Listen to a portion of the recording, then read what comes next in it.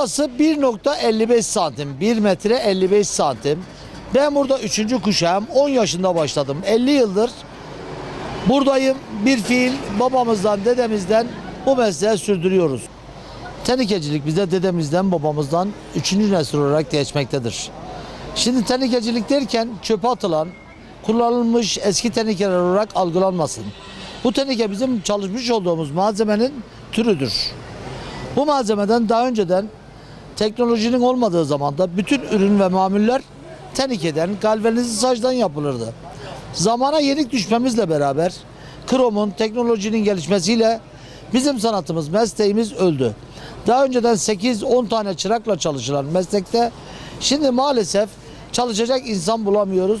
Kendi mesleğimizde son temsilcisiyiz. Yani bunlardan biz üzüntü duyuyoruz.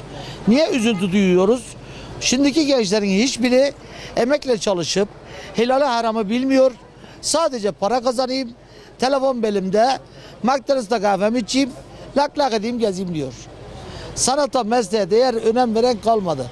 Bugün bir kahveci semaveri tamir ediyoruz. Bu adam bunu çöpe atacak hali yok. Mutlaka bu tamir olacak, mutlaka değerlendirilecek. Hem ülke ekonomisine katkı sağlayacak, hem yeniden insanlara hizmet edilecek. Bunlar edilirken de hem ahde vefa, hem bereket, hem de geçmişi düşünerek yapılması lazım. Ama maalesef şimdiki nesil hiçbir şey bilmiyor. Ondan sonra çalışmadan hemen kazanayım, çalışmadan zengin olayım, arabam olsun, lüks yaşayayım. Sadece bunları istiyor. Eskiden yaptığımız ürünler sayın abiciğim, süt güğümleri vardı, sulama tenikeleri vardı, kahveci güğümleri vardı, yağ litreleri, mazot hunileri vardı.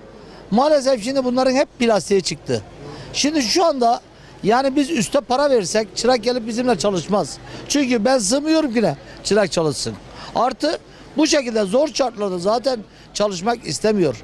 Biz de mahcubuk. Biz de insanlara bir şeyler yapmak, bir şeyler üretmek, insanlara faydalı olmak biz de istiyoruz. Tabii ki. Çünkü niye? Her bozulanı atılacaksın diye bir kayda yok. Tabii ki tamir olması lazım. Esnafa gelmesi lazım. Artı çocukların okul boşluğu zamanında esnafa gelip esnaflık, insanlık adabını öğrenmesi lazım. Sadece insanlar şimdi her şeyi para kazanmaya yoruyorlar. Maalesef aldanıyorlar. Biz de bunlardan üzüntü duyuyoruz. Bunlardan bir an önce vazgeçsinler. Temele insinler. Geçmişe dönsünler.